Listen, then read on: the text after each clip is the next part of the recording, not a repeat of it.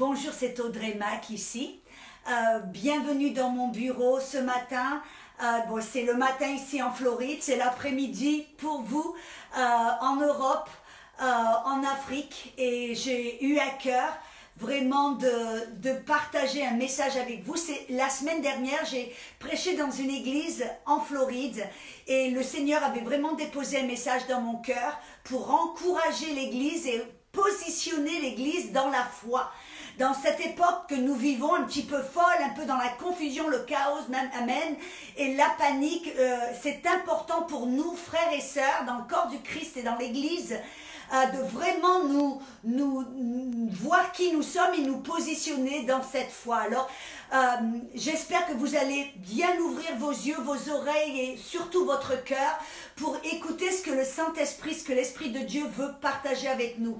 J'ai intitulé ce message l'antivirus gratuit de Dieu. Pourquoi? Parce que oui, il y a un virus qui s'appelle le Corona, qui est partout dans le monde. C'est un problème mondial, vraiment. On voit que toutes les nations au travers du monde sont en confinement et que tout le monde plus ou moins est dans un état un peu de panique, de peur, ne sachant pas ce que le futur nous réserve. Et donc pour nous, dans l'église, frères et sœurs, c'est important de comprendre cette saison dans laquelle nous sommes et de vraiment de prendre et de saisir ce moment. Dans la Bible, il y a une parole qui s'appelle Kairos, c'est ce moment défini de Dieu. Et pour nous, au moment, on a un rôle à jouer et c'est important à cette époque, à ce moment, dans cette saison, de nous positionner dans la foi. Et pourquoi ce corona, voyez? Pourquoi ce virus corona, en fin de compte, a pris des proportions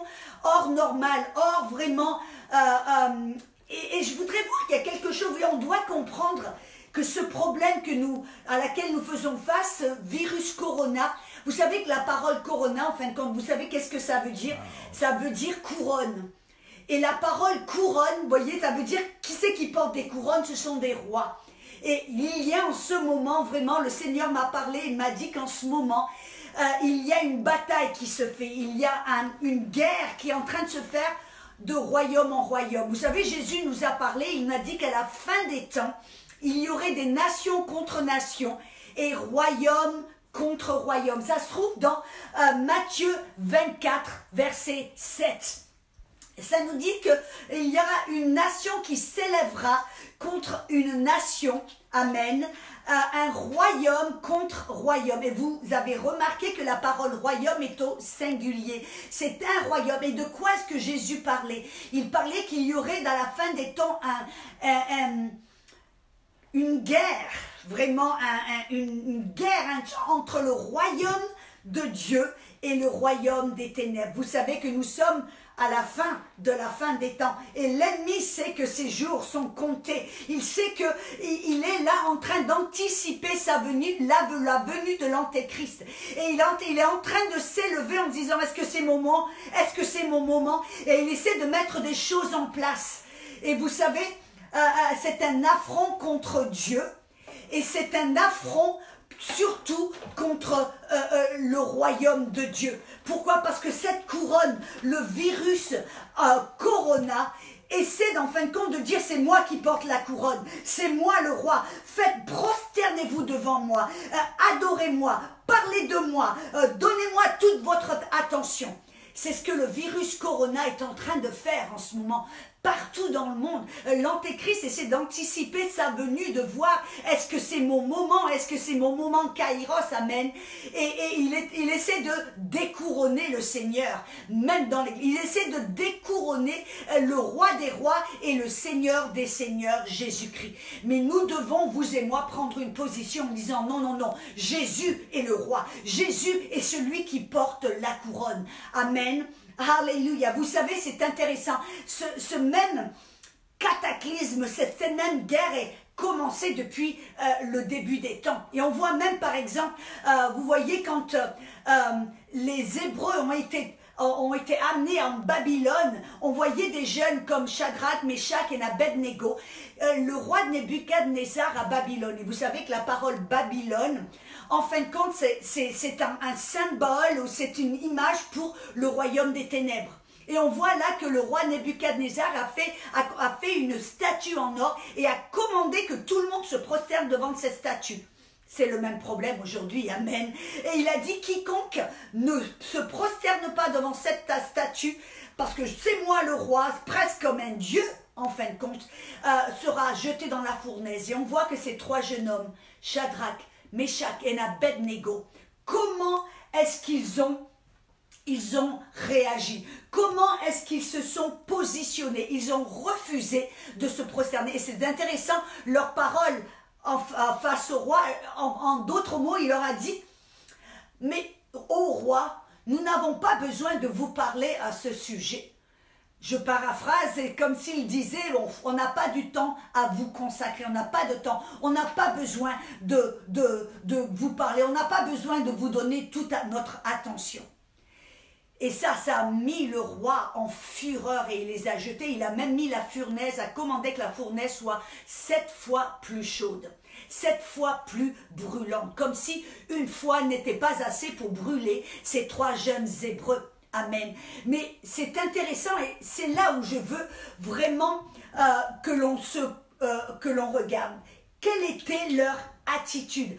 Comment ont-ils réagi? Parce que leur réaction face à celui qui essaie de s'élever comme un dieu et comme une statue en or devant laquelle tout le monde doit se prosterner, comme le corona aujourd'hui, nous voyons leur réaction, comment ils ont leur attitude, et ça doit être la nôtre. Oui, ils sont restés dans le respect, ils sont restés dans une attitude d'honneur envers l'autorité du roi, mais ils ont, avec une attitude de foi et une attitude de courage, ils ont refusé de se rabaisser et ils ont refusé de se prosterner ou de donner leur temps, leur attention au roi. Amen. Et ça veut dire que vous et moi, nous devons avoir la même attitude. Je veux vraiment vous encourager, frères et sœurs, à vous lever dans la foi en disant non, non, non. Voyez, parce que je ne sais pas si vous avez remarqué, mais c'est ce qui se passe 24 heures sur 24, 7 jours sur 7, que ce soit les autorités, que ce soit les médias, que ce soit même tout le monde, nos amis, nos voisins, tout le monde, c'est de la seule chose à laquelle on parle. C'est de la seule chose à laquelle on consacre notre temps. On en parle, on magnifie, on élève, on en parle, on donne tous les détails. C'est une sorte de louange, c'est une sorte d'adoration, c'est une sorte de prosternation et de soumission. Et vous et moi, nous devons être comme ces jeunes Hébreux. Nous devons dire, ok, oui, nous savons qu'il y a ce problème. Nous savons qu'il y a cet ordre de nous rabaisser, mais nous refusons de le faire. Et vous et moi, nous devons le faire. Ça veut dire quoi? Nous devons refuser tout premièrement de nous soumettre à cet esprit de peur, de céder à cet esprit de panique et de peur qui est en train d'envahir le monde et de régner partout dans le monde. Et ça veut dire que comment est-ce que vous et moi avons, parce que c'est vrai que la peur c'est réel, la peur des fois ça veut nous paralyser, ça veut nous remplir notre cœur. Comment vous et moi allons-nous résister et nous tenir fermes devant cette peur et de refuser d'y céder? Comment? Ben, le premier conseil vraiment que j'aimerais vous donner, c'est d'affamer cette peur. Affamer la peur. Comment est-ce qu'on affame la peur? Arrêtez de la nourrir. Vous dites, mais comment? Arrêtez. Faites très attention à ce que vous regardez, ce que vous écoutez. Voyez les médias aujourd'hui, que ce soit au travers de la télé, de l'internet, partout, ou même parler à des personnes qui sont bienveillantes, qui vous aiment, mais qui ne comprennent pas la situation actuelle, qui ne comprennent pas que c'est une bataille bien plus qu'une bataille physique et médicale, c'est une bataille spirituelle. Et ceux qui ne comprennent pas ce monde spirituel ne vont pas pouvoir comprendre la chose à laquelle je vous parle. Et vous devez faire attention de protéger votre cœur, de protéger vos oreilles et vos yeux de ce genre de choses qui vont nourrir cette peur. Je veux dire, je ne veux pas dire que vous ne sachiez pas ce qui se passe. Peut-être que vous pouvez regarder les actualités ou regarder l'information quelques minutes ici et là. mais ne vous nourrissez pas constamment parce que dans le monde, la seule chose qu'ils vont faire, c'est nourrir votre peur. Ça va être la négativité, le manque aucun espoir. Ça va être le pire cas éventuel. Amen. Et donc, affamez cette peur. Amen. Et la deuxième chose que j'aimerais vous dire, c'est nourrissez votre foi. Comment allez-vous nourrir votre foi? Avec d'abord la parole de Dieu. Écoutez, voyez, vous êtes en confinement certainement, passez du temps dans la Bible. Moi, j'ai quelques jours de cela, j'ai appelé une amie à moi en France qui a près de 90 ans. Et vous savez qu'est-ce qu'elle m'a dit? Elle m'a dit, Audrey, ouais, je sais que moi, bon, je suis confinée, on me laisse pas sortir et tout ça. Elle me dit, mais moi, j'ai pas peur. D'abord, elle me dit, je vais sur mon petit balcon, je prends ma Bible, c'est une bonne opportunité pour moi pour passer plus de temps à lire ma Bible. Quelle sagesse dans cette femme, n'est-ce pas? De lire sa Bible, elle va sur son petit balcon au soleil et elle passe du temps à nourrir sa foi. Regardez pour vous qui avez accès comme là sur Facebook, allez et nourrissez votre foi. Vous voyez, sur ma page YouTube, j'ai tout un enseignement sur la foi victorieuse, sur la guérison divine. Amen. Vous pouvez aller même sur EMCI TV, ils ont des centaines et des centaines de messages sur la foi, sur tout un tas de sujets qui peuvent nourrir votre foi et votre esprit et votre cœur avec des bonnes paroles qui vont vous remplir de foi, d'espoir. Amen. Et de courage. C'est la même. Vous voyez, on a une dicton, je ne sais pas si c'est en français, mais en anglais, on dit, si vous nourrissez les chats, ils vont continuer à venir et ils vont amener tous les chats du voisinage. Mais si vous arrêtez de les nourrir, tôt ou tard, ils vont s'arrêter de venir. Amen. Et donc, c'est la même chose. Vous voyez, avec la peur, si vous la nourrissez, elle va grandir. Ça va grandir de plus en plus. Mais si vous l'affamez, tôt ou tard, cette peur va devoir partir et ne pas revenir. Amen. Donc c'est mon conseil que je vous donne. Alléluia. Et voyez, et aussi je veux vous dire quelque chose. Parce que quand on se donne à la peur, c'est le meilleur moyen d'ouvrir la porte à la maladie. Moi je me rappelle, j'étais un jour dans mon jardin avec ma Bible en train de passer du temps avec le Seigneur. Et puis vous savez que j'ai un jeune homme qui vient une ou deux fois par mois pour tourner notre gazon, s'occuper de notre jardin. Et puis il est là, puis il descend de sa tondeuse pour venir pour me parler. Puis moi, je vais pour m'approcher, puis il me dit non, Audrey, surtout, ne t'approche pas de moi. Il me dit, ma famille a été, bon ça je parle, ça fait peut-être 1 ou 2 ans de cela, ce n'était pas récemment, amen. Mais il me dit, ne t'approche pas de moi, surtout. Il dit, pendant des semaines et des semaines, ma famille a été malade comme des chiens. Et moi, j'ai attrapé ce virus et puis je suis trop malade, je suis vraiment... Il me dit, mais surtout ne t'approche pas, je ne veux pas que tu attrapes ma maladie. Vous voyez, normalement, j'aurais dit, oh ben non, moi je viens, attends, je vais prier pour toi. Mais là, tout d'un coup, j'ai eu cette pensée, cette peur qui est venue et puis j'ai cédé à cette peur. Vous savez, je suis restée, j'ai gardé mes distances en me disant moi-même, ah ouais, il vaut mieux que je sois sage. Et vous savez que le lendemain, oh là, et surtout, j'étais à une distance de cette personne, mais vous savez, parce que j'ai cédé à cette peur, et au travers de mes actions, j'ai cédé à la peur, et le lendemain, j'ai commencé à avoir tous les symptômes. Oh, j'ai commencé, et puis, remercie Seigneur que je comprends la foi, je comprends mon alliance, je comprends que j'ai la guérison au nom de Jésus. Et donc, ça m'a pris quelques heures, même à voir une demi-journée, mais à la fin de la journée, tous les symptômes étaient partis. Je rends grâce au Seigneur, je remercie. Mais j'ai appris une leçon.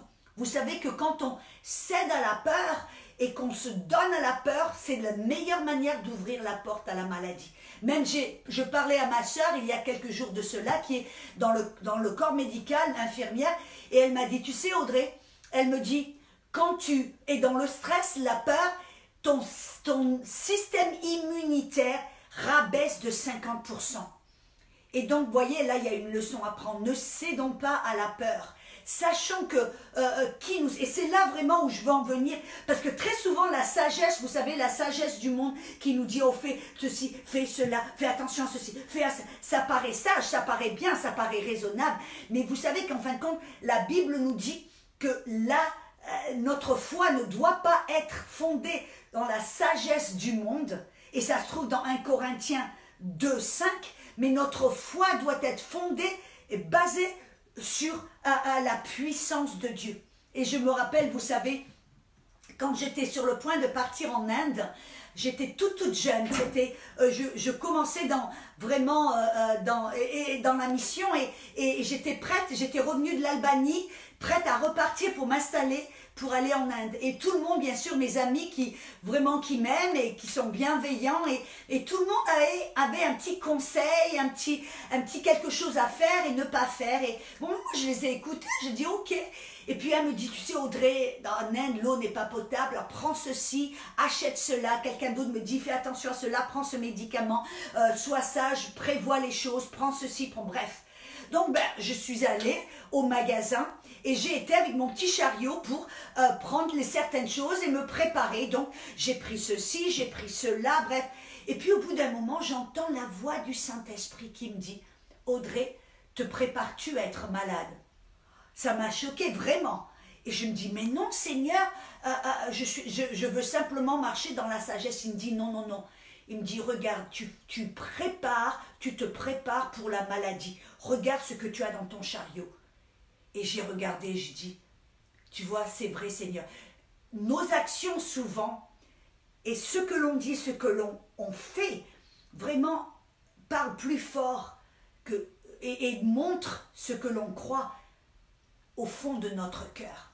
Est-ce que l'on croit que Dieu est notre Dieu et que nous sommes protégés par sa puissance et par son amour, ou est-ce que nous croyons que nous sommes aussi vulnérables que les personnes qui sont autour de nous, nous qui ne connaissent pas Dieu? Et voyez, là j'ai appris cette leçon, et vous savez la vérité, c'est que j'ai remis tout sur les étagères, et je suis revenue à la maison sans rien, et puis je suis partie en Inde par la foi, et j'y suis restée pendant 1 an, et j'ai mangé des choses, j'ai bu l'eau, je suis restée dans un endroit qui était infesté avec des virus, des maladies, et vous savez que je n'étais jamais malade. Et j'ai été dans la mission maintenant pendant presque 30 ans, je n'ai jamais été malade.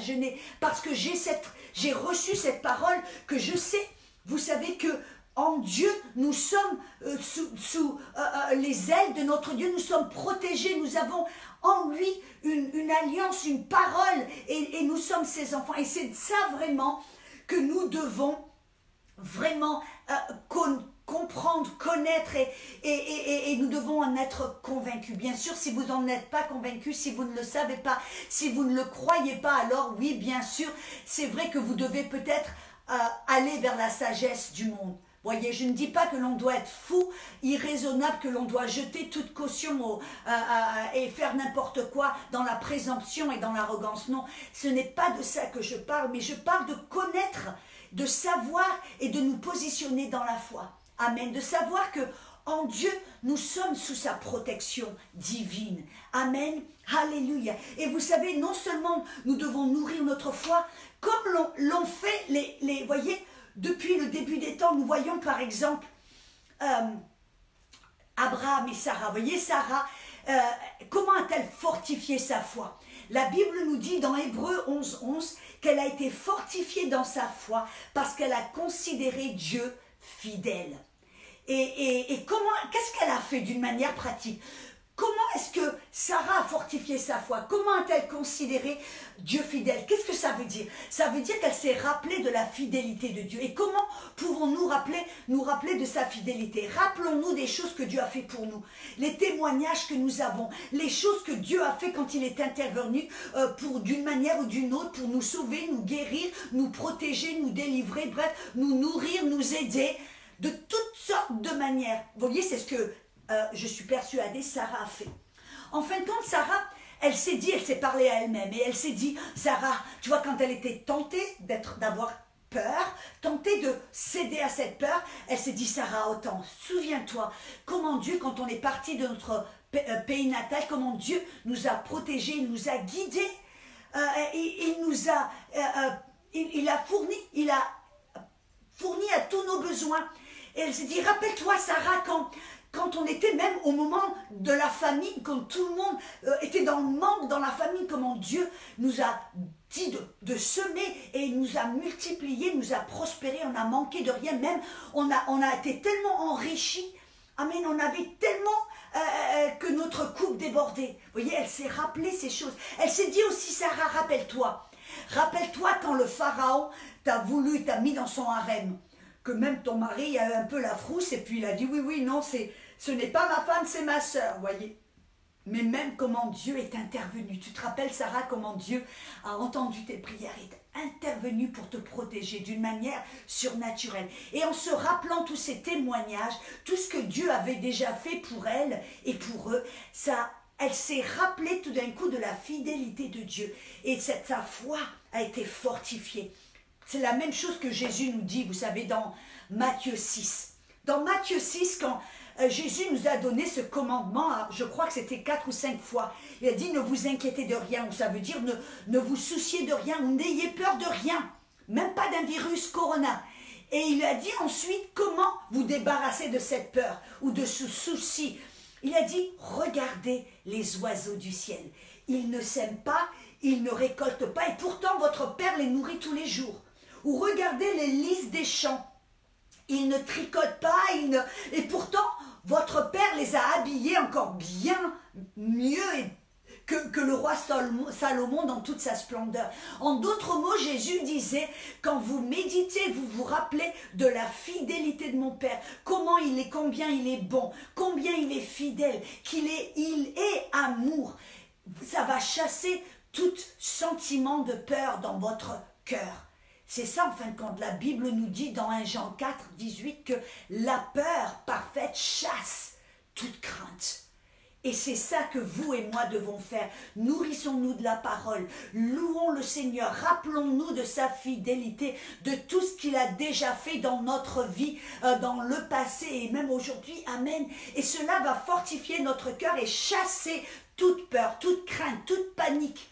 Amen. Et c'est pour cela que vous et moi, c'est un moment opportun de découronner Corona. De dire, ce n'est pas toi, tu n'es pas le roi, non, en cette période. C'est Jésus est toujours mon roi. Il est toujours mon Seigneur. Alors ça veut dire que je vais le louer, lui, tout premièrement. Alors passons du temps dans la louange. Nous sommes là confinés, amen, pour la maison. Certains d'entre vous, même, vous n'êtes pas autorisés à sortir de votre maison. Alors passez du temps, mettez de la louange et louez d'une manière extravagante le Seigneur. Amen. Dansez, sautez, louez en famille. Prenez des temps d'études bibliques, de louanges, de prières ensemble. Quelle belle chose à faire. C'est un moment, au lieu de se lamenter et de regarder des films qui ne valent rien, qui vont vous remplir de tout un tas d'incrédulité.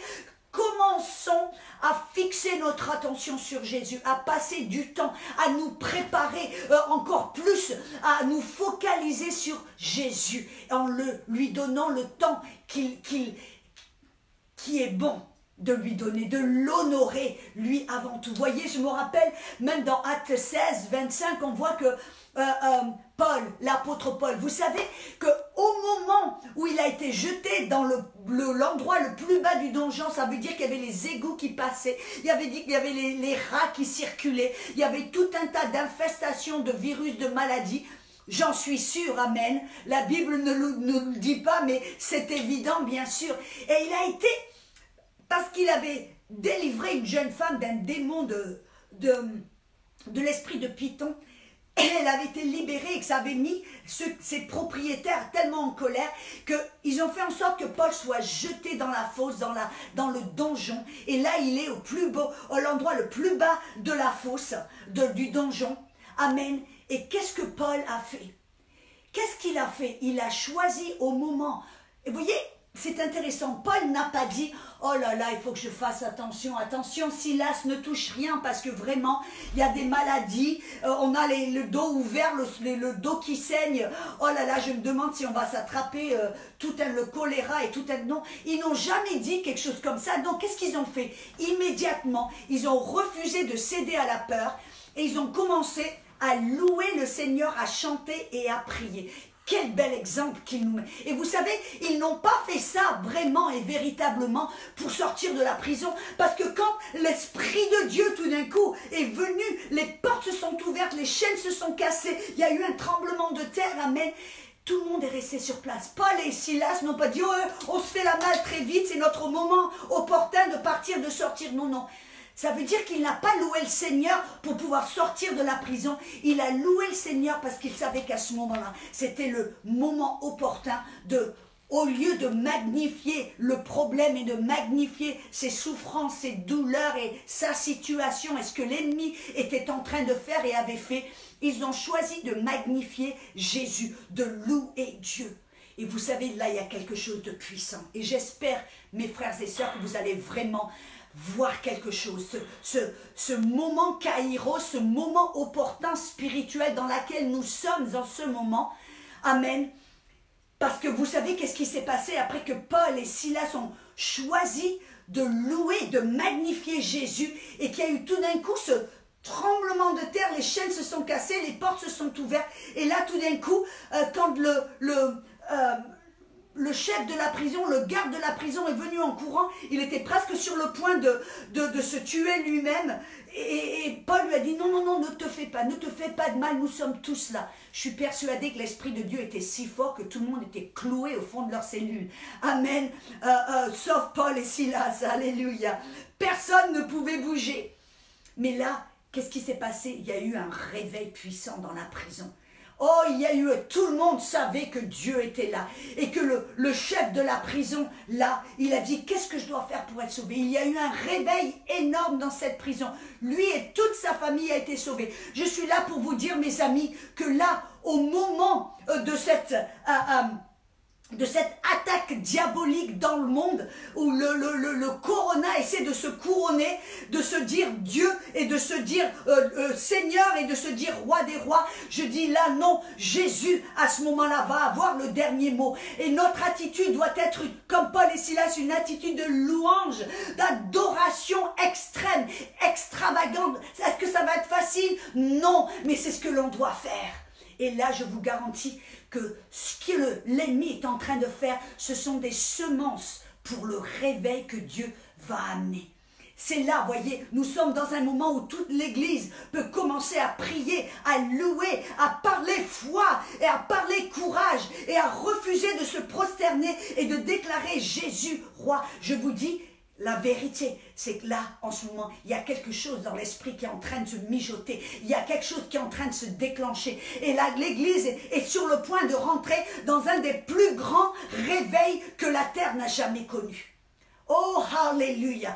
Oh, j'espère au nom de Jésus que vous pouvez voir et entendre ce que je suis en train de dire. C'est une parole de prophétie pour l'Église. Et je vous garantis, vous attendez et regardez et voyez. Mais voyez, ça veut dire on a une partie à jouer. On doit, vous et moi, se positionner dans la foi. Qu'est-ce que l'on va écouter? Est-ce que l'on va écouter le reportage des 10 espions qui sont revenus de la terre de Canaan et qui ont vu les géants? Oui, vraiment, il y avait des géants, mais leur reportage a été négatif. Ou allons-nous écouter le reportage des deux, amen, Josué et Caleb, qui sont venus avec un bon reportage en disant non, non, non, oui, c'est vrai, il y a un problème, mais Dieu est plus grand et Dieu est capable de nous délivrer et Dieu est capable de nous amener dans une terre où il y a la promesse, le lait et le miel qui coulent.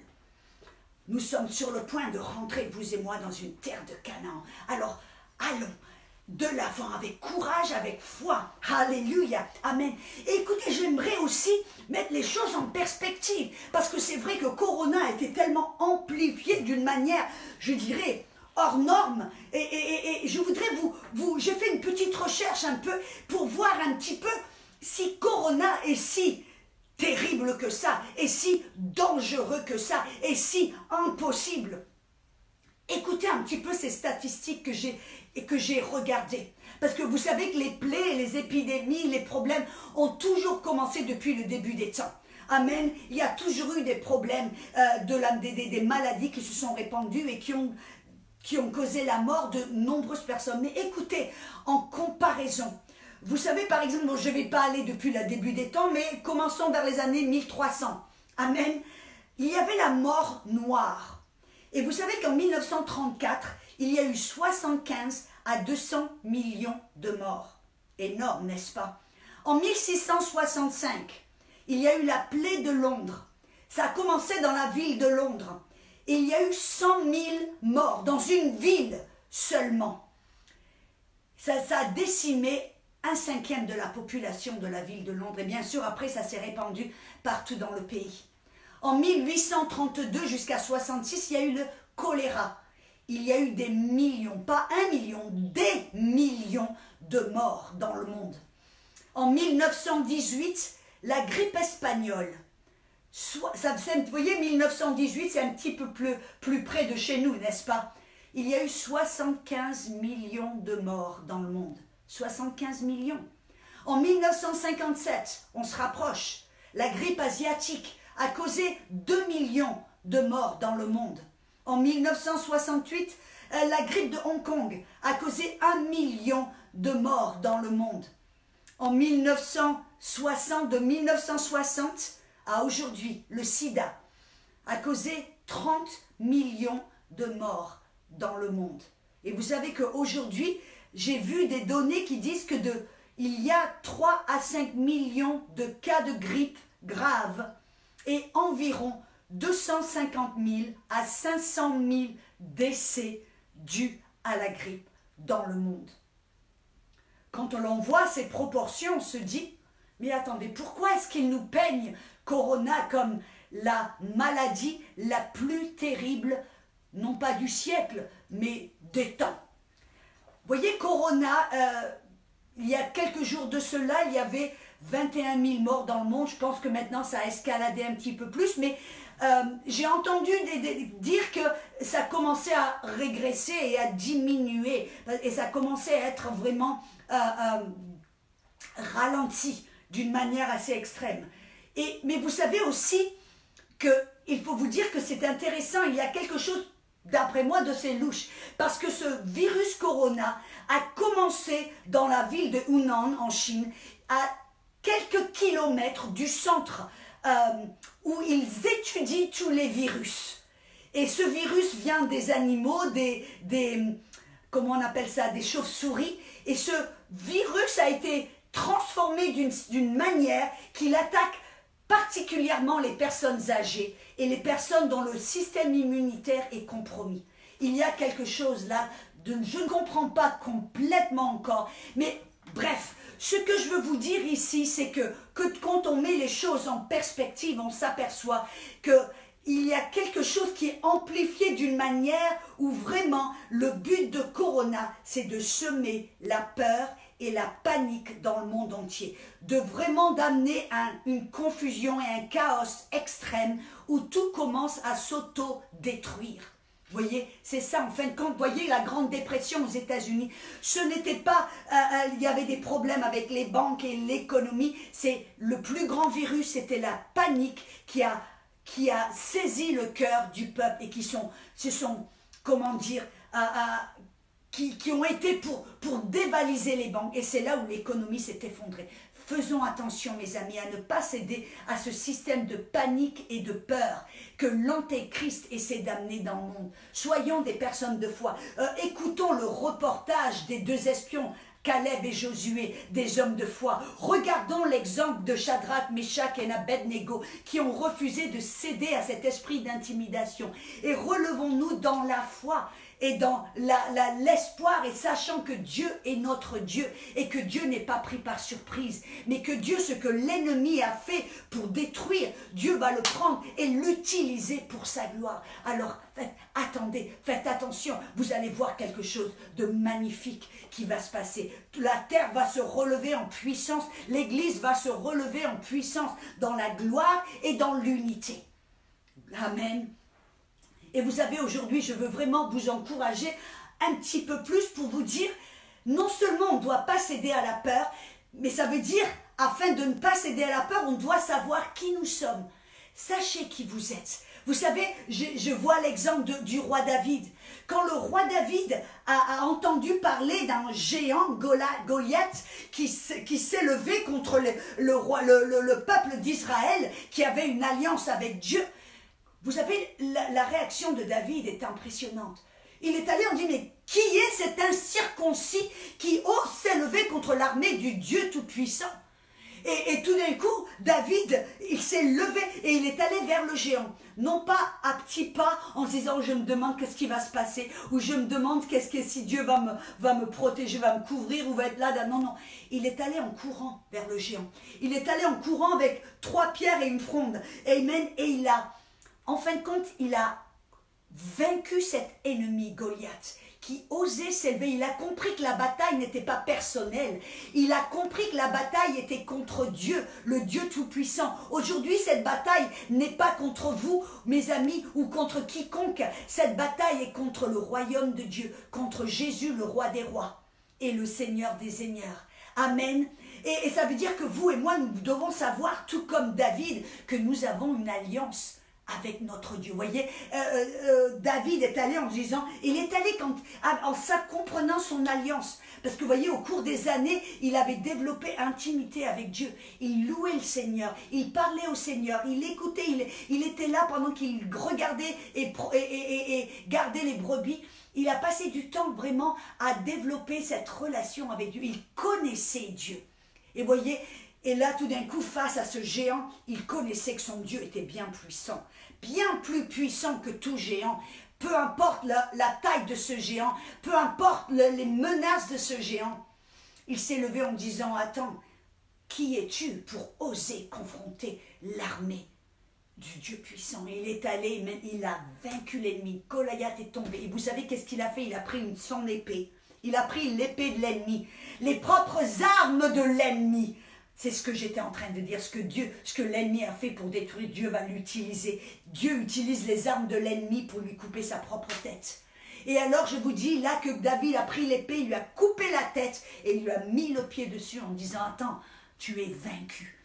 Alléluia. Et ça veut dire que vous et moi, nous devons prendre cette épée. Et cette épée à double tranchant, pour vous et moi, qu'est-ce que c'est? C'est la parole de Dieu. C'est la parole Réma que Dieu nous donne. C'est cette parole toute puissante qui va vous permettre de vaincre l'ennemi. Parce que vous voyez, avec cette peur, la bataille, elle est où? Elle est entre vos 2 oreilles, dans votre tête. Si vous cédez à ces pensées négatives, si vous passez votre temps à penser au pire, et l'ennemi va commencer à prendre du terrain, à construire des forteresses dans votre tête et à construire des murs si hauts que Dieu va essayer de vous aider, mais c'est difficile à détruire ces forteresses. C'est pour ce que je disais, nourrissez-vous de la parole, amen, et ne cédez pas à ces pensées négatives. Avec la parole, une épée à double tranchant, coupez la tête de l'ennemi, amen. Coupez-lui la tête, refusez de penser, de focaliser aux choses négatives. Mais comme vous voyez, Paul l'a dit dans Philippiens 4, il dit, ne vous inquiétez de rien, mais avec gratitude et reconnaissance, faites savoir vos besoins à Dieu. Il dit, après il a dit, pensez à telle chose, ce qui est bon, ce qui est digne de louange, ce qui est noble, ce qui est bon et courageux, ce qui est plein de foi. Pensez à de telles choses et le Dieu de foi sera avec vous. Voyez, vous et moi, nous devons focaliser nos pensées sur ce que Dieu nous a promis, sur sa fidélité, sur sa parole. Alléluia. Amen. Oh, alléluia. Et voilà la bonne nouvelle. Voyez, si David a pu vaincre ce géant, en connaissant son alliance, je vous dis que vous et moi, nous avons une alliance bien plus supérieure à l'alliance de David. La Bible nous dit dans Hébreux 8, 6 que Jésus-Christ est le médiateur, amen, d'une alliance plus excellente qui a été établie sur de bien meilleures promesses.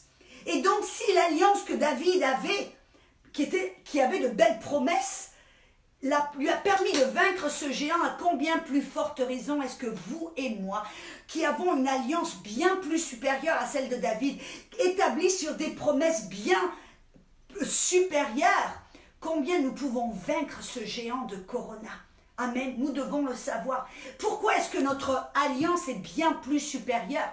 Vous voyez, ça me rappelle dans Matthieu 11, 11. On voit que, vous voyez, quand les disciples de Jean le Baptiste sont allés vers Jésus pour lui dire, est-ce que tu es celui que l'on attend ou doit-on attendre quelqu'un d'autre? Vous savez ce que Jésus a fait? Il a guéri les malades, ressuscité les morts, purifié les lépreux, ouvert les yeux des aveugles. Et puis après, il s'est tourné vers ses disciples en disant, ce que vous avez vu, entendu, allez le dire à Jean le Baptiste. Et puis après qu'il soit parti, Jésus a dit, quiconque est né du ventre d'une femme, du corps d'une femme, est inférieur à Jean-Baptiste. En d'autres mots, Jean-Baptiste est bien supérieur à toute autre personne qui est venue avant Jean le Baptiste. Ça veut dire Moïse, Abraham, Élie, Élisée, bref, tous ceux que Noah, tous ceux que l'on connaît qui ont fait des exploits importants, extravagants et impressionnants, tous ceux qui sont écrits dans la Bible avec une foi impressionnante. Jésus a dit que tous ceux-là sont vraiment inférieurs à Jean-Baptiste. Jean-Baptiste est bien plus grand. Mais il a aussi dit, quiconque est né ou est né de nouveau dans le royaume de Dieu est bien supérieur à Jean-Baptiste. Pourquoi? Et il ne parle pas là des exploits, des choses que l'on fait, il parle là de notre position spirituelle. Parce que vous voyez, Moïse, Abraham, Élisée ou Jean le Baptiste étaient les amis de l'époux. Ils étaient les amis de Dieu. Mais vous et moi, nous sommes les enfants de Dieu. Notre alliance est bien plus supérieure parce que nous ne sommes pas seulement des amis ou des serviteurs, nous sommes enfants de Dieu. Ça veut dire que nous avons le sang de notre Père qui coule dans nos veines. Nous avons l'ADN de notre Papa Céleste qui est là dans notre corps. Oh, alléluia. Nous avons cette certitude que Dieu est notre Père. Il veille sur nous, il nous protège, il nous garde, il nous aime. Vous savez ce que la parole nous dit dans Éphésiens chapitre 1, versets 5 et 6? Il dit que nous avons été prédestinés à être adoptés pour lui par Jésus-Christ.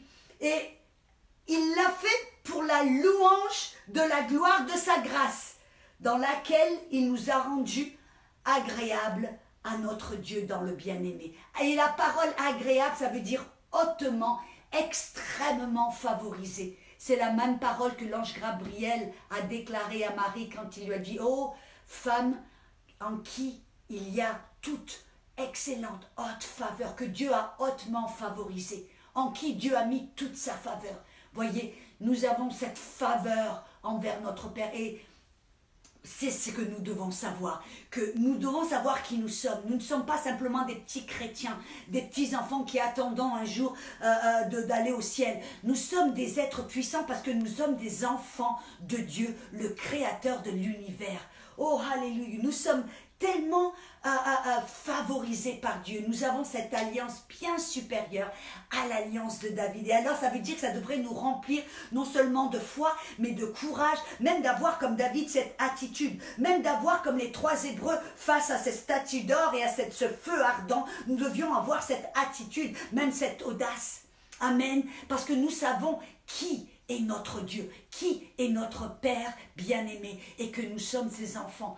Alléluia. Et non seulement nous devons savoir qui nous sommes, mais nous devons savoir aussi ce que nous avons. Vous savez que Dieu nous a confié cette terre. Vous voyez, depuis le début des temps, quand Dieu a créé l'homme, il a créé Adam, la Bible dit que dans Psaume 115, verset 16, il dit « Les cieux, oui, les cieux sont à l'Éternel, mais la terre, il l'a donnée au Fils de l'homme. » Et c'est ce qu'il a fait. Il a créé toute la terre, tout ce qu'il a créé dans la terre. Et puis après, il a créé Adam et Ève. Et il les a appelés, il a dit, voilà, je te confie tout, je te donne tout. Oh, tu multiplies, assujettis, domine. Et il lui a donné toute domination sur toutes ses œuvres.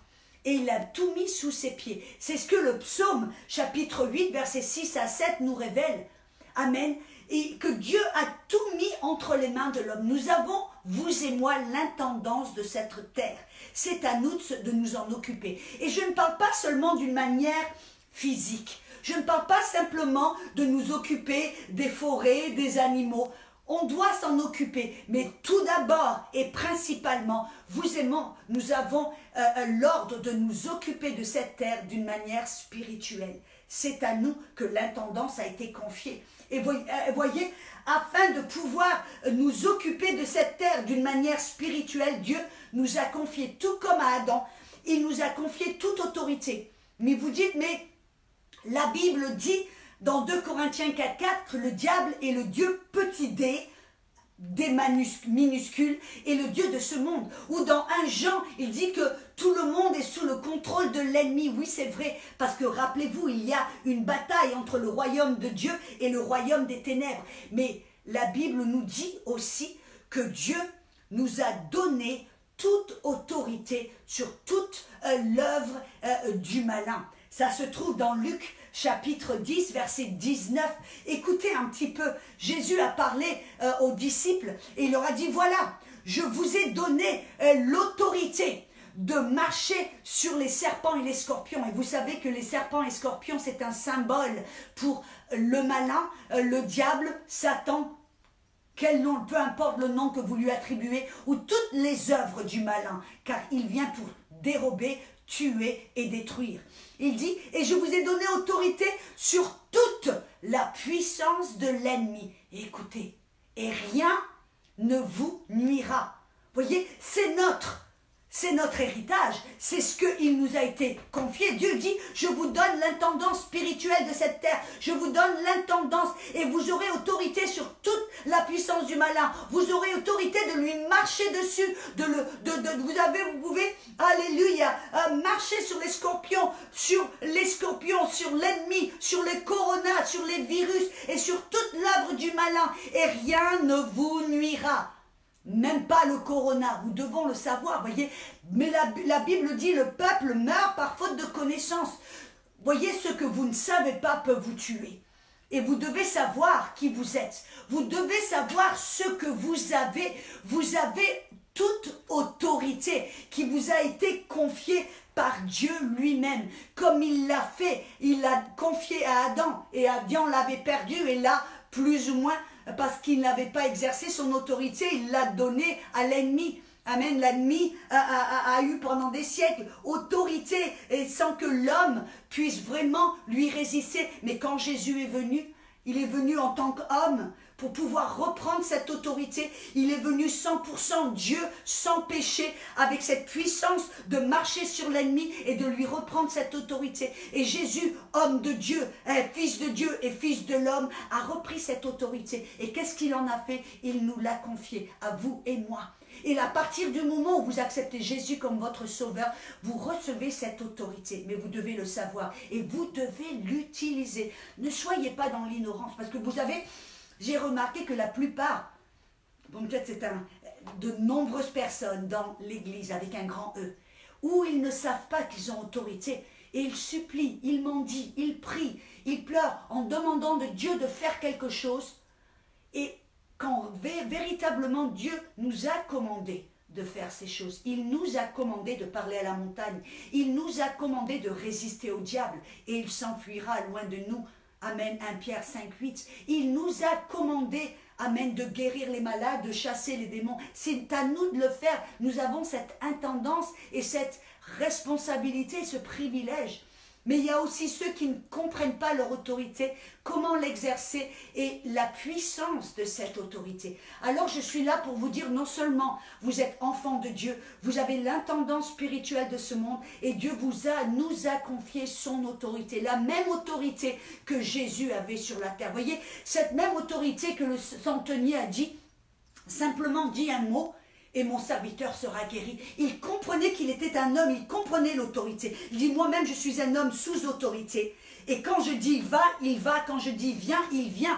Parce qu'il comprend comment l'autorité fonctionne. Vous et moi, nous devons savoir comment l'autorité que Dieu nous a confiée fonctionne. Vous savez, Jésus a dit dans Matthieu 16, verset 19, il dit, je vous donne les clés du royaume. Et vous savez que des clés sont faites pour ouvrir et fermer des portes. Êtes-vous d'accord? Nous fermons et nous ouvrons des portes avec les clés. Et Jésus a dit, je vous donne ces clés du royaume. Et il enchaîne en disant, tout ce que vous lierez sur la terre sera lié dans les cieux. Et tout ce que vous délierez sur la terre sera délié dans les cieux. Et vous savez, qu'est-ce que ça veut dire d'une manière pratique de lier, de délier? J'ai lu ce verset dans la Bible complète juive. Et écoutez un petit peu ce que ça nous dit. Il dit, je vous donne les clés du royaume. Tout ce que vous autoriserez sur la terre sera autorisé dans les cieux. Et tout ce que vous interdirez sur la terre sera interdit dans les cieux. Et je rajoute, les cieux, qu'est-ce que c'est? C'est bien plus que là où Dieu habite, c'est en d'autres mots et d'une terme général, ça parle du monde spirituel. Vous savez, il y a un monde spirituel parallèle, le monde physique que l'on voit, que l'on peut toucher, et le monde spirituel qui est plus réel, amen, qui est réel aussi et plus réel que ce monde physique, mais que l'on ne peut pas voir, qui est invisible. Et là, Jésus nous montre ce parallèle, ce monde parallèle, et il nous explique comment les lois du royaume fonctionnent, comment cette autorité fonctionne. Il nous a confié les clés, l'autorité. Il nous dit, attendez, quand vous allez exercer autorité sur la terre, quand vous allez interdire ou vous allez autoriser certaines choses, ce sera autorisé ou interdit dans ce monde invisible spirituel, que ce soit par Dieu ou par l'ennemi. Voyez, et parce que comment est-ce que l'on exerce l'autorité? Tout premièrement, au travers de nos paroles. Ce que vous dites va, comme Jésus, voyez, il a exercé autorité en parlant, en déclarant. C'est ce que le centenier dit, dis seulement une parole. Et Jésus a dit, ton serviteur est guéri. Et à l'heure même, il a commencé à être rétabli. Voyez, une parole en autorité peut interdire ou peut autoriser certaines choses. Là, Jésus a interdit la maladie et a autorisé la guérison au travers de ses paroles, au travers de ce que l'on dit, amen, ou j'ajouterai même ce que l'on fait. Vous vous rappelez ce que j'ai dit? Nos actions des fois parlent plus fort que nos paroles. Au travers de nos actions et de nos paroles, nous démontrons ou nous déclarons ce que nous croyons dans notre cœur. Jésus a dit, ce que vous croyez dans votre cœur et confessez de votre bouche sera fait. C'est comme ça qu'on a reçu le salut. On a cru de notre cœur, on a déclaré de notre bouche et nous avons reçu le salut. Nous avons été sauvés. Nous avons reçu la justice de Dieu. Voyez, c'est comme ça dans le monde spirituel et physique que Dieu peut exercer l'autorité. Comme ça que vous, il exerce cette autorité au travers de nous. Quand on autorise ou on interdit certaines choses au travers de nos actions et de nos paroles sur la terre, ça permet à Dieu maintenant d'agir. Amen. Ça lui permet de faire certaines choses. C'est comme ça que Dieu agit. Il a parlé au travers des prophètes. Il a dû choisir des personnes qui allaient avoir la foi pour coopérer avec lui, pour qu'il puisse établir sa volonté. Et sa loi, les lois du royaume n'ont pas changé. Dieu agit de la même manière. C'est pour ça que vous et moi, nous devons nous positionner dans la foi. Nous devons parler, déclarer des paroles de foi. Parce que écoutez, voyez dans le monde en ce moment, c'est intéressant. Il y a une bataille de paroles qui sont en train de des échanges qui sont en train de se faire. Les seules choses que les gens parlent, c'est Corona ici, Corona là, Corona partout. Vous et moi, nous devons nous élever au-dessus et nous devons déclarer santé, vie, résurrection, puissance, Jésus. Avec nos paroles, nous devons déclarer la foi, la puissance de Dieu, la puissance du Saint-Esprit. Amen. Nous devons amener une contrebalance avec cette... Vous voyez, c'est comme une balance qui va d'un côté ou de l'autre. Et vous voyez, d'un côté, il y a l'ennemi, le monde, les médias qui parlent, mort, chaos, confusion, destruction, la descente économique, la destruction. Amen. Toutes ces paroles qui sont déclarées à court de journée. Vous et moi, nous devons amener... Voyez ce que c'est comme ça en ce moment. Nous devons amener un équilibre avec nos paroles, frères et sœurs. Nous devons amener un équilibre de déclarer quelle est la volonté de Dieu, déclarer quelle est la parole de Dieu, ce que Dieu dit, ce que Dieu désire, déclarer. Nous sommes le prophète de notre vie et nous sommes en tant que gérants et intendants de cette terre et de cette autorité spirituelle. Nous devons déclarer, prophétiser ce que Dieu dit, ce que Dieu fait. Ce sont des paroles pleines de foi, pleines de vie, pleines de résurrection. Alléluia. Et vous savez, la vérité, c'est que nous devons vraiment faire attention parce que, écoutez-moi, cette autorité est tellement puissante. Elle est beaucoup plus puissante que ce que la plupart des gens comprennent ou puissent voir. Vous voyez, ça me rappelle un exemple très puissant. Je venais juste de me marier et mon mari bien sûr a une entreprise de construction Et son désir et son rêve, c'était de pouvoir construire sa propre maison, sa maison de rêve. Alors on a vendu notre maison et on a commencé à chercher pour un terrain.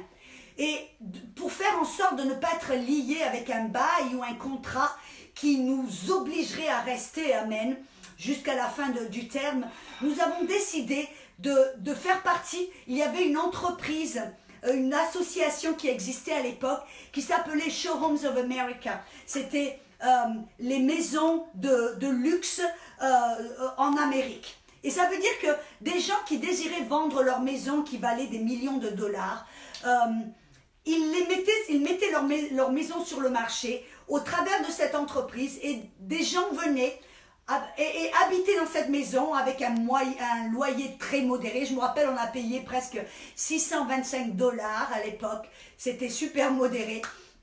Et nous vivions dans cette maison, mais c'était une maison de luxe. C'était au bord de la rivière ou sur un cours de golf, un terrain de golf, ou alors près de la mer. Bref, ce sont des maisons magnifiques. Et mon mari, en moi, on a dit, oh, ce serait bien de pouvoir vivre, de voir un petit peu les choses dans ces maisons pour savoir qu'est-ce que c'est qu'on veut pour notre maison de rêve et tout ça. Et ce serait bien, comme ça, on n'est pas lié à un contrat ou à un bail. Donc, on a fait ça.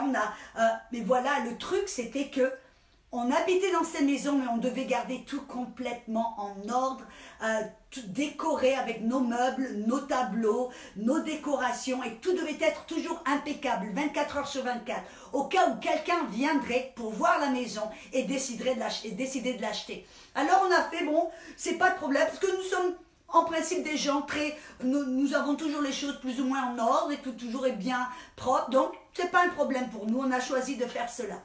Et vous savez que le jour où on est rentré dans cette maison, on est dans une maison sur un cours de golf, et puis j'étais en train d'accrocher mon dernier tableau sur le mur quand tout d'un coup la sonnette sonne. On va à la porte et puis il y a un agent immobilier qui vient avec un couple et il regarde la maison, il visite. Apparemment j'avais fait du tellement bon boulot à décorer la maison qu'ils ont décidé ce jour-là d'acheter la maison. Pof, contrat de vente. Ça voulait dire que nous avions moins entre 10 jours et 15 jours pour libérer les lieux. Donc, ok, on refait les cartons, on pousse les meubles, on transporte tout, bref, on vide les placards. Pas de problème, j'ai une bonne attitude. On va dans une maison, c'est au bord de la rivière, super. Alors, je décore tout, je mets tout en place. C'était un mois et quelques plus tard, hop, la maison se vend à nouveau. On a entre 10 et 15 jours pour libérer les lieux. Voilà. Maintenant, on est dans une autre maison. Je ne me rappelle plus où c'était, mais bref. Ça fait comme ça 3 ou 4 fois. Vous savez, au bout de la 4e fois, je l'ai eu tellement marre.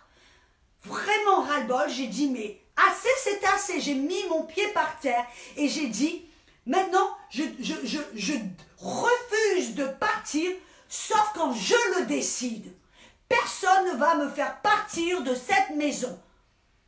Quelle audace, quelle attitude, presque on aurait dit de l'arrogance. Non, non, non, écoutez, si vous avez dû vous déménager 3-4 fois en quelques semaines, je vous dis que vous aurez aussi peut-être à mettre le pied par terre, amen. Mais bref, voilà, j'ai déclaré quelque chose avec audace, amen, j'ai mis mon pied par terre.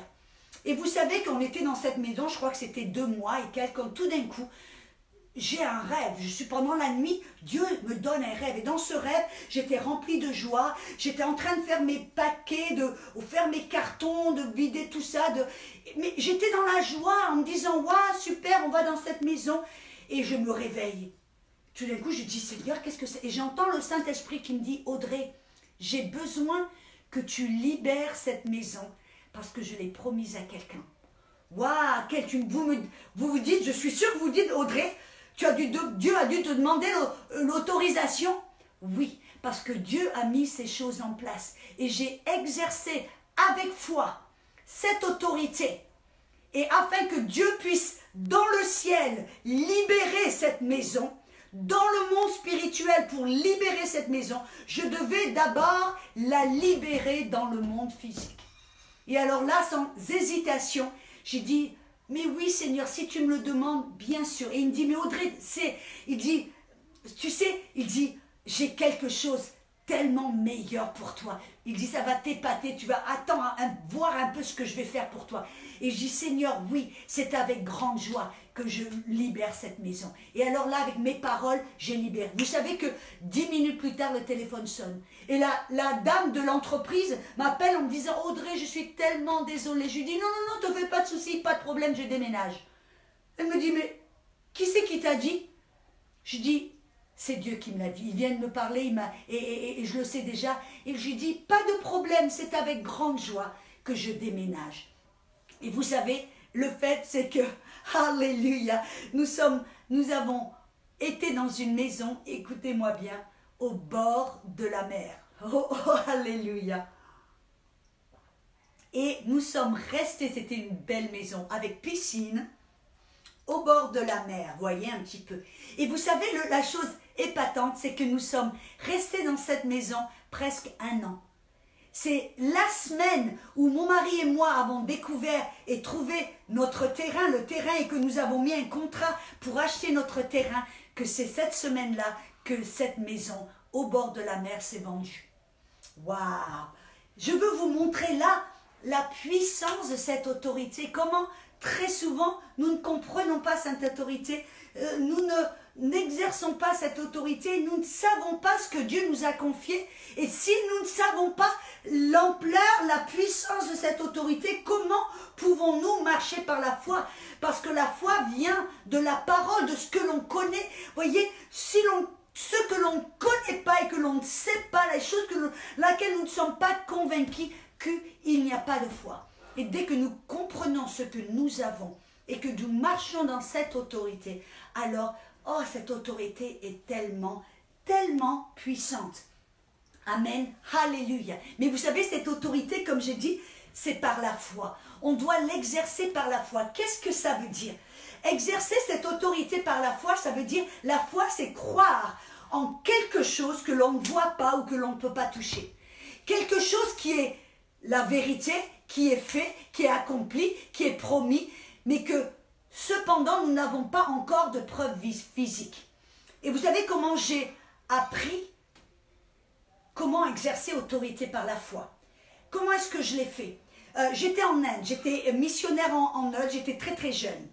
Et je savais que j'avais autorité, ou je croyais savoir que j'avais autorité. Vous savez, nous allons de foi en foi, de révélation en révélation. Aujourd'hui, je ne sais pas ce que je vais comprendre et savoir demain. Et après-demain, j'espère en savoir plus qu'aujourd'hui. Amen.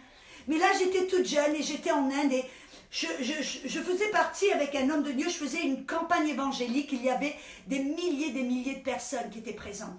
Et alors, ils m'ont amené devant une femme qui avait adoré le Dieu des serpents, l'idole des serpents en Inde. Vous savez, en Inde, ils adorent des millions, ils ont des millions d'idoles. Et alors, cette femme avait tellement adoré l'idole du serpent qu'elle était devenue comme un serpent. La Bible dit que nous sommes transformés en la même image. Et nous devons, amen, regarder à la gloire de Dieu, l'image de Dieu, parce que c'est en son image que nous sommes transformés. Et donc cette femme était devenue, a commencé à devenir, à prendre les caractéristiques du serpent. Ça veut dire que son corps se tortillait sur le sol, sa tête tournait, sa langue sortait de sa bouche, elle avait un hissement dans sa gorge. Et alors quand elle était devant moi, je savais que j'avais autorité. Donc j'ai lié ce serpent, lié ce démon. J'ai dit au nom de Jésus, je te lie, je te commande de sortir de cette femme. Et alors j'ai attendu et j'ai regardé. Et qu'est-ce qui s'est passé? Rien du tout.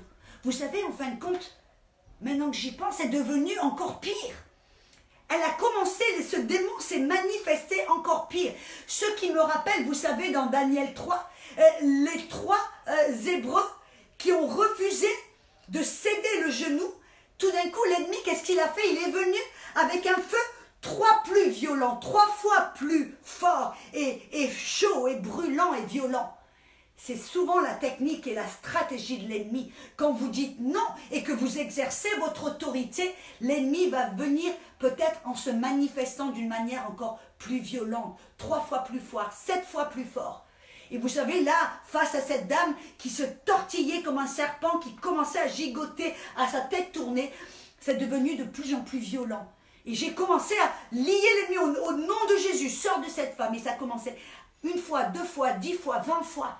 Je suis devenue tellement frustrée, je suis devenue tellement, vous voyez, mes paroles commençaient j'allais parler de plus en plus, j'avais l'impression que le plus je prie, le plus ce serait puissant. Non, non, non, des fois un mot est plus puissant que des paroles et des paroles, des paroles. Et ma voix devenait de plus en plus forte. Des fois on a tendance, en exerçant autorité, à vouloir parler fort et à hurler. Non, non, non, une voix douce et calme, des fois a plus d'autorité qu'un hurlement avec violence. Amen. Et j'ai commencé à devenir tellement frustrée que je commençais à la prendre par les épaules, à la mettre en bas, à la secouer, bref. J'ai tout essayé, jusqu'à ce que j'entende le Saint-Esprit qui me parle et qui me dit une voix tout douce. Combien de fois vas-tu chasser le démon de cette femme? Waouh, ça m'a surpris. J'ai dit, mais, vous voyez, j'ai une conversation avec Saint-Esprit. Je dis, Seigneur, quand je la vois libre. Et tout d'un coup, le Saint-Esprit me parle et il me dit, Audrey, tu crois qu'elle est libre parce que tu le vois? Non, tu dois croire qu'elle est libre parce que tu le crois. Et il m'a dit, une parole en mon nom est suffisante. Vous savez, c'est biblique. Jésus a dit qu'il chassait les démons avec son doigt, avec le doigt. Pas le bras, pas la main, le doigt. Il dit qu'il chasse les démons avec sa parole. Une parole est suffisante, avec autorité. Comme le centenier a dit, parle la parole et mon serviteur sera guéri. Amen. Et il m'a dit, là j'ai eu une petite réprimande, vous voyez, une petite correction du Seigneur qui m'a dit, tu marches par la vue et non par la foi. Wow, c'est vrai que ça fait un petit peu mal au début, mais j'ai compris. Et j'ai dit, ok, merci Seigneur. Et vous savez qu'est-ce que j'ai fait? J'ai pris cette femme, j'ai dit, regarde-moi. J'ai dit, je vais te le dire une fois de plus. Ma voix était douce, était presque comme ça. Mais j'avais je ne hurlais pas, je parlais d'une manière douce, mais forte, avec conviction et autorité. Et j'ai dit, je vais te le dire une fois de plus. Au nom de Jésus, sors de cette femme, maintenant. Et vous savez qu'est-ce que j'ai fait? Comme les 3 Hébreux, j'ai refusé de donner à l'ennemi mon attention. J'ai refusé de lui donner 1 minute de plus de mon temps et de faire attention à lui, de lui donner... Non, non, vous savez qu'est-ce que j'ai fait? J'ai été à la personne d'à côté et j'ai prié pour l'autre personne, et l'autre personne, et l'autre personne, parce qu'il y avait des centaines de personnes qui attendaient la prière. Mais vous savez la chose intéressante, nous sommes tellement dominés par les 5 sens. Pendant tout le temps que je priais pour les autres, tout en moi voulait regarder, piquer un petit peu là, regarder pour voir qu'est-ce qui se passait avec cette femme. Mais le Saint-Esprit m'a ramené par le collet un petit peu en me disant non, non, non, ne cède pas à cette tentation. Il me dit parce que tu dois rester dans la foi, dans ce que tu sais, dans ce que tu crois, au lieu d'aller dans les 5 sens, dans ce que tu vois, dans ce que tu entends. Et alors là, je suis restée dans la foi. Et ça veut dire que j'ai continué à prier pour les gens. Et vous savez qu'à la fin de la ligne, j'ai complètement oublié cette femme. Et c'est le jour d'après que je suis là sur l'estrade pendant la louange et je regarde et tout d'un coup, je vois cette femme-là complètement libérée, complètement libre, en train de louer le Seigneur. Elle ressemblait à un ange. Oh, quel bonheur! Mais j'ai appris cette leçon. Voyez, on doit savoir que nous avons autorité. On doit comprendre la puissance de cette autorité qui a été investie en nous, les enfants de Dieu, fils de Dieu. Et nous devons savoir comment exercer cette autorité, au travers de nos paroles, au travers de nos actions. Et vous savez, nous devons savoir que cette autorité, on l'exerce par la foi. C'est-à-dire qu'on reste dans notre conviction, peu importe ce que l'on voit ou ce que l'on entend. On sait que ce que l'on dit va se faire et on le verra s'accomplir. Marc 11, 24. Amen. Alléluia. Oh, c'est tellement puissant. Mais vous savez, la vérité, c'est que l'ennemi, il a plus qu'une astuce dans son petit panier. Il a plus qu'une façon d'essayer de vous court-circuiter dans votre autorité. Parce que l'ennemi sait que cette autorité, c'est ce qui lui empêche de lui d'accomplir son plan. C'est cette autorité qui va le restreindre à aller et faire ce qu'il veut faire dans le monde, dans votre vie, dans votre famille. C'est cette autorité qui lui met le collet au cou, façon de parler. Et alors il va faire tout ce qu'il peut pour court-circuiter cette autorité. D'abord, tout première, il va essayer de vous garder dans l'ignorance. Après, il va essayer de vous remplir votre tête avec des faux concepts, des mensonges et tout un tas de fausses doctrines pour vous démunir, pour vous vraiment vous enlever de votre armure qui est si puissante. Amen. Et il va essayer, si même, je vous garantis, si vous savez que la guérison est toujours la volonté de Dieu. Et j'aimerais faire une parenthèse. J'ai sur ma page YouTube toute une série sur la guérison divine qui non seulement vous montre que la volonté, que la guérison est toujours la volonté de Dieu. Mais je démasque et j'expose toutes les fausses doctrines, tous les mensonges de l'ennemi qui a gardé l'Église dans la maladie, dans la peur, dans l'incrédulité. Et alors, je vous conseille d'y aller, ça va vraiment booster votre foi et ça va vous permettre d'être dans cette position de foi et de conviction que la guérison est toujours la volonté et que le corona ne vient pas de Dieu. Je vais faire une autre parenthèse. Merci Saint-Esprit. Ce corona ne vient pas de Dieu, ce n'est pas le jugement de Dieu. Mes amis, comprenons notre Bible. Comprenons que nous avons différentes dispensations dans cette Bible. Et voyez, dans la dispensation de la loi, Dieu a dû permettre à la maladie de toucher le corps de ceux qui étaient dans ceux qui désobéissaient, parce que c'était la malédiction et la maladie faisait partie de la malédiction et la malédiction était ceux qui venaient sur le peuple d'Israël quand ils brisaient la loi. Mais vous et moi, mes amis, nous ne sommes pas sous la loi. Jésus nous a libérés de la loi afin que nous puissions servir dans un esprit nouveau. Romains 7, 6. Maintenant, notre dispensation est une dispensation de grâce, de miséricorde, une dispensation, et vous et moi maintenant, nous sommes dans une dispensation de réconciliation. Voyez, dans Luc, il dit qu'il est venu pour publier une année de grâce, une dispensation de grâce. Ça veut dire que, oui, c'est vrai que Dieu va juger la terre, mais ce n'est pas ce moment. Ça va venir après le retour, après l'enlèvement de l'Église et le retour de Jésus. Là, Dieu va juger tous ceux qui ont refusé de fléchir le genou devant la seigneurie de Jésus. Mais pour l'instant, ce n'est pas le moment du jugement. Non, non. Voyez, les tremblements de terre, les épidémies, le corona, ce n'est pas la main de Dieu. Je vais vous dire la vérité, quand Dieu juge, vous allez le savoir. Vous n'allez pas vous gratter la tête en vous demandant « Oh, je me demande si c'est le jugement de Dieu. » Non, non, non. Il n'y aura aucun doute dans votre cœur. Ce sera évident. Tout comme vous vous rappelez dans la terre d'Égypte, ils savaient que c'était le jugement parce qu'il y avait la lumière dans la terre de Goshen et il y avait les ténèbres dans la terre d'Égypte. Amen.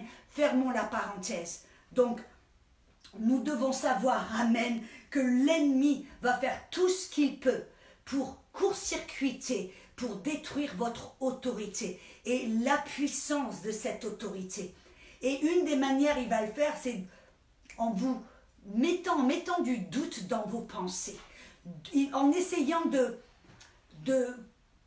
comment dire, de vous faire douter dans votre foi, en vous demandant est-ce que c'est vraiment la volonté de Dieu. Amen. Est-ce que c'est vraiment... il va essayer de vous mettre... Et je me rappelle, vous voyez, écoutez un petit peu. L'ennemi, il est le roi, il est l'accusateur, c'est vrai. Mais il sait comment tromper, séduire, comment se masquer. Et la Bible dit qu'il peut même se masquer en un ange de lumière. Ça veut dire qu'il peut même essayer de se faire passer pour Dieu, pour la voix de Dieu, se faire passer pour un ange ou pour un émissaire et un messager de Dieu. Ou vous vous rappelez, même Satan dit, il est écrit dans la parole, il va peut-être même vous citer des versets hors contexte, j'ajoute. Et moi je me rappelle, vous savez, j'étais en route pour aller en Éthiopie. Et vous savez, en tant que missionnaire, c'est vrai que mon appel, je suis appelée très souvent dans des pays très durs, dans des pays inconvertis, qui sont non atteints, des pays des fois où je peux être tuée pour l'évangile. Voyez, ce sont des pays des fois où beaucoup de gens sont torturés ou détruits pour leur amour pour Jésus-Christ. Et donc, vous savez, je sais que la parole nous dit, dans Apocalypse 12 que on va vaincre par le sang de Jésus, par la parole de notre témoignage, et nous ne devons pas aimer notre vie plus que la mort. Amen. Et donc moi, je n'ai pas peur de mourir. Je sais que des fois je vais dans ces pays, que c'est possible qu'un jour je sois tué pour l'évangile. Et si c'est le cas, je dis Alléluia, je vais voir Jésus. Mais voyez, je sais que la maladie n'est jamais la volonté de Dieu. Amen. Et alors là, je vais en route pour l'Éthiopie. Je suis à l'aéroport, mon mari m'amène là à l'aéroport. Et tout d'un coup, alors que je suis en train de prendre dans mes bras pour lui dire au revoir et lui faire un bisou, j'entends une voix très douce, très chaude qui me dit, tu sais, embrasse ton mari une dernière fois, regarde-le une fois de plus, car c'est la dernière fois que tu vas le voir. Ça m'a choqué un petit peu en me disant, waouh, qu'est-ce que c'est? Et bien sûr, parce que je sais que je n'ai pas peur de mourir et je sais que c'est possible en Éthiopie, vous voyez, il y a de nombreux musulmans qui créent tout un tas de problèmes, de persécutions et de morts. C'est possible. Donc, dans ma tête, je dis, waouh, est-ce que ça va être mon moment? Est-ce qu'il va se passer quelque chose où je vais mourir pour l'évangile? Donc, je suis un peu perplexe, un petit peu. Donc, je regarde mon mari un petit peu, comment dire, en le regardant comme jamais je l'ai regardé auparavant. Amen. Et je le prends dans mes bras avec, tu vois, je ne le laisse pas aller pendant un petit moment. Puis je lui dis, je t'aime mon chéri, vraiment je t'aime. Et puis je pars, et puis je suis dans l'avion, puis je réfléchis, je pense, je dis, waouh Seigneur, qu'est-ce que tu essaies de me dire là? Qu'est-ce qui se passe? Et puis là, me voilà en Éthiopie, je suis dans une école biblique pour enseigner, et j'enseigne différents cours, et tout d'un coup, une semaine plus tard, je suis attaquée dans mon corps, mais alors violemment, où tout d'un coup, j'ai une telle fièvre, que je suis dans l'hallucination. Ça veut dire que je suis là allongée sur mon lit et je vois des bestioles partout qui courent sur les murs. J'ai commencé les trucs, je suis vraiment... Mais vous savez, j'ai refusé de céder. J'ai refusé de rester au lit en me disant, en attendant que j'aille mieux. J'ai dit non, non, non, je sais au nom de Jésus que je suis guérie. Donc je me suis levée, j'ai dit, il ne va y avoir personne et rien qui va m'empêcher qui va m'empêcher de prêcher l'évangile. Mais voyez, même si je suis attaquée dans mon corps, je me lève du lit et je suis allée derrière le pupitre, des fois 2, 3, 4 heures par jour pour enseigner, pour prêcher.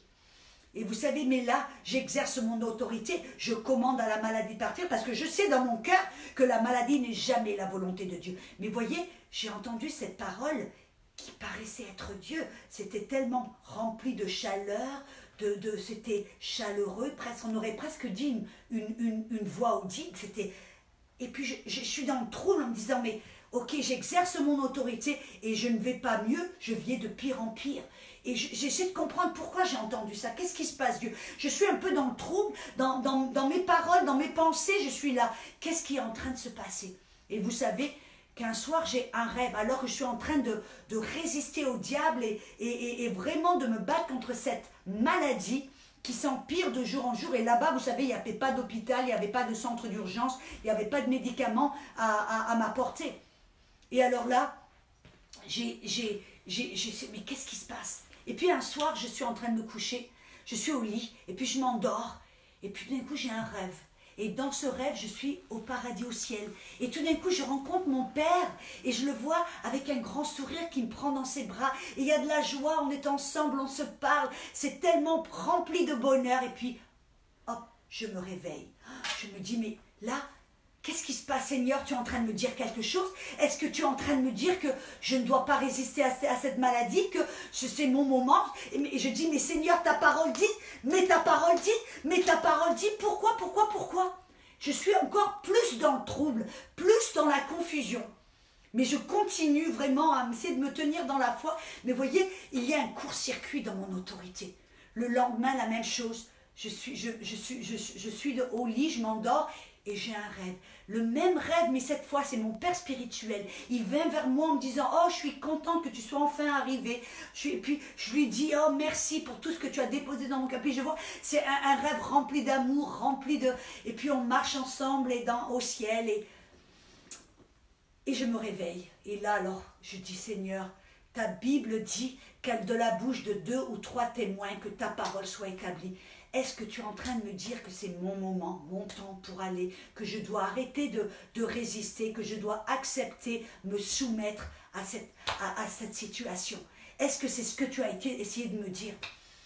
Et voyez, mais parce j'ai une telle conviction, voyez, dans mon cœur, parce que je connais la parole, de la Genèse à l'Apocalypse, que je sais que Jésus est mort sur la croix, il a payé avec son sang, il est mort pour payer non seulement pour nos péchés, mais pour toutes nos maladies. Alors pour moi, ça n'aurait aucun sens que Jésus paye pour quelque chose et que plus tard, il essaye de me faire payer à nouveau. Il y a quelque chose qui n'est pas bien là, il y a quelque chose qui me dérange. Alors, vous voyez, qu'est-ce que j'ai fait? J'ai prié, j'ai dit, Saint-Esprit, tu es l'esprit de vérité. Toi, guide-moi dans la vérité, mène-moi dans la vérité, montre-moi qu'est-ce qui est en train de se passer en ce moment. Et puis je l'ai laissé, j'ai dit, Saint-Esprit, je te remercie. La Bible dit, si je frappe, tu ouvres, si je cherche, je trouve. Alors, guide-moi vers ta vérité. Et vous savez que le lendemain, j'étais là de nouveau dans l'école, et j'étais malade comme un chien, j'avais une fièvre énorme, je toussais, j'étais vraiment... Et puis les gens me regardaient en me disant, waouh, Audrey, femme de foi, dis donc. Mais peu importe, je savais dans mon cœur la bataille qui était en train de se faire. Mais tout d'un coup, il y a une des élèves qui vient pour témoigner, et elle raconte plus ou moins mon histoire, les choses que je suis en train de vivre. Elle en raconte plus ou moins qu'elle a eu une parole qu'elle a entendue, deux rêves exactement comme les miens. Et tout d'un coup, là, j'ai entendu le Saint-Esprit qui me dit, tu vois, vous voyez, le diable, des fois, il va un petit peu trop loin, il ne sait pas où s'arrêter, amen. Et là, tout d'un coup, le Saint-Esprit me parle et me dit, les deux rêves, la parole que tu as entendue, ce n'est pas de moi, c'est du malin qui essaie de te court-circuiter. Alors là, tout d'un coup, j'ai eu cette parole, j'ai entendu, j'ai vu et je savais. À ce moment-là, dans mon esprit, vous voyez, la Bible dit la foi vient de ce que l'on entend, de la parole qui vient de la bouche de Dieu. À ce moment-là, je me suis levée dans la foi et j'ai dit non au nom de Jésus. Maladie, tu pars à l'instant même. Ton stratagème est exposé. Alors maintenant, je te commande de partir au nom de Jésus. Vous savez que dans l'heure qui suivait, j'étais complètement guérie. On nous montre là, voyez, que si vous exercez votre autorité et que ça court-circuite, allez vers le Saint-Esprit, dites, qu'est-ce qui se passe? Qu'est-ce qui se passe? Amen. Alléluia. Et le Saint-Esprit, lui, qui est l'Esprit de vérité, vous montrera les choses à venir, vous guidera dans toute la vérité, vous enseignera et vous rappellera des choses qu'il vous a enseignées auparavant. Bref, le Saint-Esprit, c'est son ministère. Il est là pour vous guider vers le triomphe et vers la victoire que Jésus a déjà obtenue pour vous et pour moi. Oh, alléluia. J'espère que ce message vous édifie. Mais vous savez, je ne vais pas m'arrêter là. Il y a aussi, je veux aller un petit peu plus de l'avant. Parce que vous savez, oui, c'est le moment pour l'Église de se lever et de briller. Ésaïe 60 dit, lève-toi et brille, car la gloire de Dieu est descendue, temps passé, est descendue sur toi. Jésus est la gloire de Dieu. La puissance du Saint-Esprit est en nous, pour nous, et veut aller au travers de nous. Et c'est à nous d'abord de nous lever. C'est à nous de briller pour voir, amen, cette gloire se manifester. Amen. Et alors, je veux vraiment vous encourager à être en cette époque, non pas des chrétiens recroquevillés sur eux-mêmes dans la peur ou même dans l'isolement, mais vous êtes appelés, nous sommes appelés à être des ambassadeurs. Dans 1 Corinthiens, amen, chapitre 2 Corinthiens, chapitre 5, verset 20, nous dit que nous sommes des ambassadeurs. Et vous savez qu'est-ce que j'ai découvert? Que des ambassadeurs, quand ils vont dans un terrain étranger, un terrain qui n'est pas leur terre natale, entre guillemets, ils ont une immunité diplomatique. Et ils ne sont plus assujettis aux lois du pays dans laquelle ils demeurent à ce présent moment, mais ils sont assujettis aux lois ou à la puissance du pays qui les a envoyés. Vous et moi, nous sommes, si nous refusons de nous isoler, mais que nous prenons ce moment pour être une bénédiction pour les autres. De sortir de nous-mêmes, d'oublier le grand je, le grand moi, le grand maman aimé, et que nous commençons à penser aux autres, à devenir des ambassadeurs. Sachez que vous avez une immunité diplomatique qui vous protège. Et j'irai un petit peu plus loin, nous avons la puissance dunamis, cette puissance dynamique, dynamite, voyez, comme un bâton de dynamite qui est contenu dans un récipient. En nous qui sommes des terres, des vases de terre, amen, nous avons en nous la puissance du Saint-Esprit. Si vous avez été remplis du Saint-Esprit, baptisés dans le Saint-Esprit, alors demeure en vous la puissance de résurrection que Jésus avait. Vous voyez, Jésus a fait tous ces miracles parce qu'il était rempli du Saint-Esprit. Non pas seulement parce qu'il était le Fils de Dieu, mais parce qu'il était baptisé dans le Saint-Esprit et la puissance. Acte 10, 38. Quand Jésus de Nazareth, qui a été rempli de la puissance et de l'onction, est allé de lieu en lieu pour faire du bien et guérir tous ceux qui étaient sous l'empire du diable. Voyez, Jésus savait qui il était, ce qu'il avait. Il savait qu'en lui était la puissance du Saint-Esprit, cette puissance qui avait créé tout le monde, l'univers entier. Cette puissance était en lui. Et il n'allait pas en disant « Oh, j'ai peur de ce virus » ou « J'ai peur de... » Non, non, il savait que la puissance était en lui. Et que cette puissance était bien plus puissante que tout autre élément extérieur qu'il allait rencontrer. Amen. C'est Romains 8, 11 dit que la même puissance qui a ressuscité Jésus-Christ des morts demeure en vous. Cette même puissance va vivifier votre corps mortel. Je veux vous encourager. Sachez que cette puissance demeure en vous. Et peu importe si vous avez ces symptômes, résistez aux symptômes. Amen. Commandez à ces symptômes de partir, de quitter. Alléluia. Parce que tout comme les tentations viennent pour vous faire pécher, les symptômes viennent pour vous faire vous assujettir à la maladie. Ces symptômes, ce n'est pas la maladie, c'est une tentation physique pour vous faire céder à la maladie. Ne cédez pas, n'acceptez pas. Amen. Mais levez-vous dans la foi, résistez aux symptômes en sachant que cette puissance de résurrection demeure en vous. Alléluia. Et vous savez, ça me rappelle d'un homme qui s'appelle John G. Lake. Il était dans les années 1900 et il a vécu, c'était un homme de Dieu, et il a vécu pendant une période où il y avait une des plaies les plus mortelles du monde. C'était la plaie bubonique. Des millions de personnes mouraient tous les jours, tout le temps. Et cet homme, au lieu, tu voyez, d'être à la maison, d'avoir peur, il est allé en disant « Comment est-ce que je peux être une bénédiction ?» Et cet homme, c'était un homme de foi.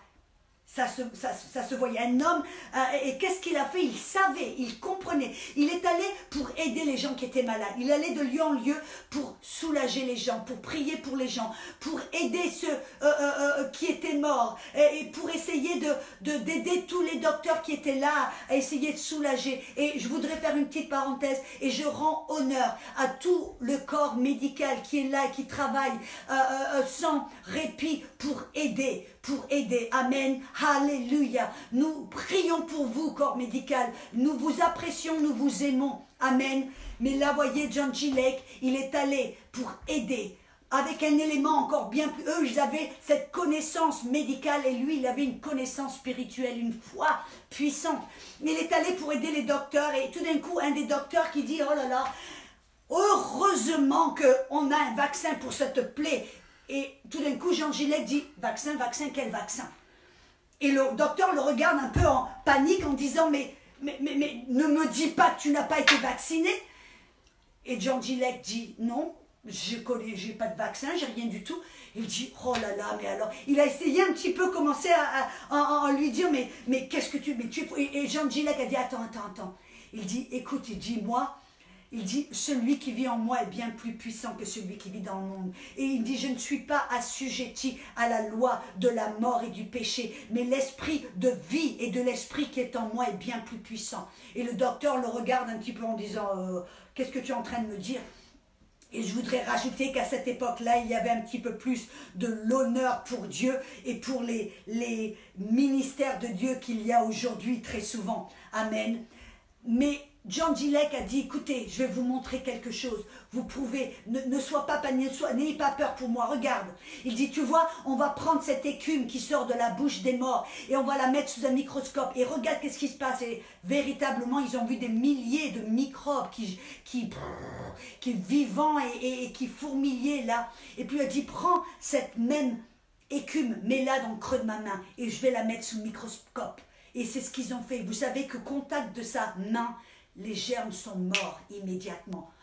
Le docteur a dit, waouh, est-ce possible? Oui, c'est possible. Parce que John Gilek connaissait cette vérité. Il savait, il a refusé de céder à la peur et à la panique.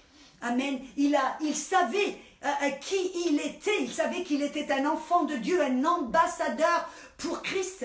Et il savait ce qu'il avait non seulement toute autorité, amen, mais qu'il avait la puissance de résurrection qui a même ressuscité Jésus-Christ des morts en lui. Il le savait et il marchait dans cette révélation.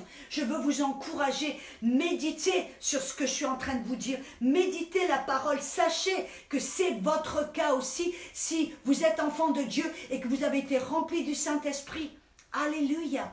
Et vous savez, moi, c'est véritablement mon expérience. Et je ne le dis pas vraiment pour me vanter ou pour... Non, en arrogance. Mais je vous dis pour ça, pour vous dire que c'est vrai. Ce que je vous dis, ce que je partage avec vous, c'est la vérité. Ce n'est pas de l'enseignement théologique, c'est du vécu pour moi qui est missionnaire. Parce que vous savez, je me rappelle très bien, alléluia, quand j'étais, voyez, j'étais en Inde et je me rappelle très bien, il y a des années de cela, j'étais en Inde, je vivais en Inde et j'étais visiter les maisons de la mère Teresa. Quelle femme magnifique, n'est-ce pas, qui a donné sa vie pour les pauvres et les défavorisés. Et alors, je suis allée dans un de ces centres à Bombay. Et puis là, il y avait une pièce où il y avait les gens qui s'attendaient à mourir. Amen. La chose que je trouvais un peu déplorable, c'est que personne ne partageait l'évangile. Même moi, j'ai dit, je voulais, mais je ne parlais pas leur langage et personne ne voulait m'interpréter pour que je prêche l'évangile pour eux. Donc, j'étais un peu démunie, à une prise ça m'a fait mal au cœur, bref. Mais bref. Il y avait aussi une salle où il y avait tous les enfants qui ont été récupérés des dépotoirs, des enfants qui ont été sortis des poubelles, des enfants qui ont réchappé le trafic du sexe et des bordels en Inde. Bref, il y avait tout. Et puis il y avait aussi une autre salle où il y avait là des personnes ou les enfants très contagieux. Et là, dans cette salle, j'ai remarqué qu'il y avait un petit berceau et il y avait un enfant, un bébé qui pleurait et qui ne s'arrêtait pas de pleurer. Alors moi, je le vois, je regarde, je me dis, qu'est-ce que je peux faire? Je ne sais pas. Donc je vais vers une de ces femmes, une des sœurs qui est là en lui disant, mais ma soeur, ce bébé pleure, qu'est-ce qu'on peut faire? Est-ce qu'il y a personne qui va le voir? Est-ce que quelqu'un peut voir pour le soulager? Puis elle me dit, non, personne ne va y aller, on n'a pas le droit d'aller parce qu'il est hautement contagieux. Et puis tout d'un coup, je me suis dit, mais n'est-ce pas notre rôle de soulager les malades? Et tout d'un coup, il y a eu comme une colère sainte qui est montée en moi et je me suis dit, mais si Jésus était là, parmi nous, qu'est-ce qu'il ferait? Qu'est-ce qu'il dirait? Et alors là, tout d'un coup, c'est vrai qu'il y a eu, pendant le millionième de seconde, il y a eu cette petite... Mais la peur en me disant, oh, mais c'est quand... Mais j'ai dit, non, qu'est-ce que je me suis oubliée moi-même presque dans cette colère sainte où tout d'un coup, j'étais envahie par la compassion de Jésus. Je suis allée vers ce bébé, j'ai imposé mes mains, j'ai caressé ce bébé, j'ai mis mes mains sur lui, j'ai prié en autre langue, j'ai chanté en autre langue sur lui, jusqu'à ce que ce bébé se calme et s'arrête de pleurer. Amen. C'est vrai que le jour qui a suivi, j'étais bombardée avec des pensées de peur. Mais vous savez qu'est-ce que j'ai fait à ce moment-là quand j'étais bombardée par la peur? J'ai ouvert ma bouche, tout comme Jésus l'a fait face aux tentations de l'ennemi. J'ai ouvert ma bouche et j'ai dit non. Au nom de Jésus, maladie, je te commande de partir. Ce corps appartient à Jésus et rempli avec la puissance de Dieu. Alors non, amen, au nom de Jésus. Amen. Alléluia. Et ça me rappelle aussi, vous savez, que il n'y a pas très longtemps de cela, je suis allée dans les bordels en Calcutta. Et là, quand je suis rentrée, la dame qui est là et qui va pour faire le ministère, pour les prostituées et tout ça, elle m'a amenée, on n'était que 2 ou 3, et elle m'a dit surtout ne touche rien, ne touche pas les murs, ne touche pas les rambardes, ne touche rien du tout. Elle me dit parce que cet endroit est contaminé et rempli de la syphilis, du sida, de la pneumonie, de toutes sortes de maladies incurables. Elle me dit c'est une bombe de germes et de virus. Et donc, on monte, on rentre, et c'était vraiment comme si, vous voyez, les choses à laquelle je m'imaginais étaient rien comparé à ce que j'ai vu et ce que j'ai vécu dans cet endroit. Amen. Et je suis rentrée, mais tout d'un coup, vous savez, j'ai ressenti une compassion comme je ne l'ai jamais ressentie auparavant. J'ai ressenti la compassion de Jésus. Et tout d'un coup, j'ai complètement oublié les virus, j'ai complètement oublié tout. La seule chose que je pouvais voir est comment est-ce que Jésus voulait aimer ses filles et ses femmes. Comment l'amour de Dieu voulait les toucher. Je ne me suis pas dit, oh non, je ne vais pas la toucher parce que, oh non, non, non. Et vous savez ce qui était encore aussi plus... Donc j'ai pris, autant que je le pouvais, autant qu'il me l'était permis par les femmes, amen. J'ai été pour les prendre dans mes bras, pour les toucher, pour les caresser, pour essayer de leur parler, pour essayer de les regarder face à face en leur disant combien Jésus les aime. Amen. Alléluia. Et puis, je me rappelle, ça s'est fait 2 fois là, dans cet épisode, où tout d'un coup, on était dans leur petite chambre, dans leur chambre là. C'était comme un placard pourri, rempli de moisissures et de poubelles, vraiment plus qu'autre chose, avec des lits qui étaient pourris là. Mais bref, là tout d'un coup, parce qu'on partageait avec elles, et ça s'est fait 2 fois de suite. Elles ont voulu me préparer une tasse de thé. Et elles l'ont dans des petites tasses en terre, là, et elles me donnent. Et vous savez, je savais que, et en Inde, ils n'ont aucun savoir, ils ne comprennent pas les germes, les virus, l'hygiène. Ils n'ont aucun sens d'hygiène, vraiment. Et alors là, ils m'ont préparé cette tasse de thé, puis ils me donnent cette tasse de thé. Et à ce moment-là, j'avais un choix. Et puis c'est vrai que je me dis, tout le monde a bu de cette tasse. Je sais, il y a peut-être des personnes qui ont le sida, qui ont le syphilis, qui ont ceci, qui ont cela, qui ont bu dans cette même tasse. Mais là, qu'est-ce que j'allais faire? Et vous savez, à ce moment-là, l'amour de Jésus est bien plus puissant que toute autre chose. Je me suis dit, et j'ai bu de ce thé. Et j'ai bu toute cette tasse de thé devant elles. Et elles m'ont regardé avec un grand sourire. Et je les remerciais en les appréciant. Et ça 2 fois de suite. Et vous savez, je n'ai jamais été malade. Parce que l'amour de Dieu est bien plus puissant que toute autre chose. Et je veux vous encourager, vous et moi, à être ces ambassadeurs, à aller, parce qu'il y a des personnes qui n'ont aucune aide, des personnes qui n'ont aucun, même si c'est prendre le téléphone, encourager. S'il y a peut-être des personnes âgées qui ne peuvent pas sortir pour faire des courses, allez faire les courses pour elles et déposez-les devant leur petite, comment dire, leur porte, amen, avec une petite carte d'encouragement et d'amour. Il y a différentes manières de pouvoir aider, aimer et être cet ambassadeur. Je ne parle pas d'être complètement inconscient et fou, parce que, amen, mais je parle d'être cet ambassadeur qui n'a pas peur de ce qui se passe autour, parce qu'on sait qu'en nous est la puissance de Dieu. Amen. Alléluia. Alors, je veux prier pour vous. Je veux clôturer cette session. Je sais que ça a été un petit peu long. J'espère que vous êtes tous avec moi et pour vous qui allez regarder que ce message va vous encourager. Mais s'il y en a parmi vous là qui avaient des symptômes ou qui ont été atteints du virus Corona, Dieu, amen, n'est pas loin de vous. Il est là tout près. Et je veux prier pour vous au nom de Jésus. Je déclare, Corona, baisse le genou au nom de Jésus.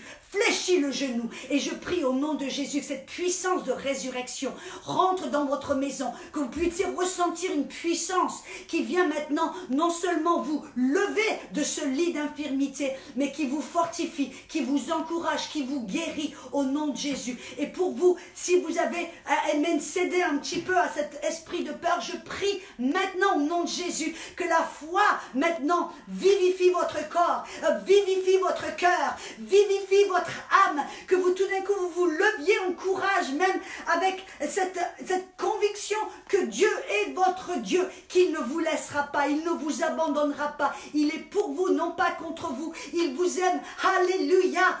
Et donc je prie maintenant que cet esprit de paix, de joie, de bonne humeur, d'amour, complètement comme un ombrage qui vienne sur vous pour vous couvrir, pour vous aimer, que à cet instant même, que la paix remplace la peur, que l'amour remplace la crainte, que la foi remplace le doute et l'incrédulité, et que vous puissiez vivre des choses beaucoup plus puissantes que vous auriez pu imaginer. Voyez, quand j'étais en Inde, dans les bordels de Calcutta, c'est là où j'ai connu la compassion de Jésus comme jamais auparavant. C'est notre privilège, amen, c'est notre droit, c'est notre gloire, c'est notre... Et je veux vous encourager, amen. Nous allons vivre, mes frères et sœurs, des moments puissants en Dieu. Ne laissez pas ce moment passer. Saisissez ce moment Kairos où nous nous levons dans la joie. Soyez des semeurs de grâce, de joie, de bonne humeur, de foi et de paroles, amen, d'encouragement partout où vous allez. Je vous aime, je vous bénis, amen. Et je vous encourage à re-regarder cet enseignement car il va vraiment vous relever. Amen. Je vous aime, soyez bénis.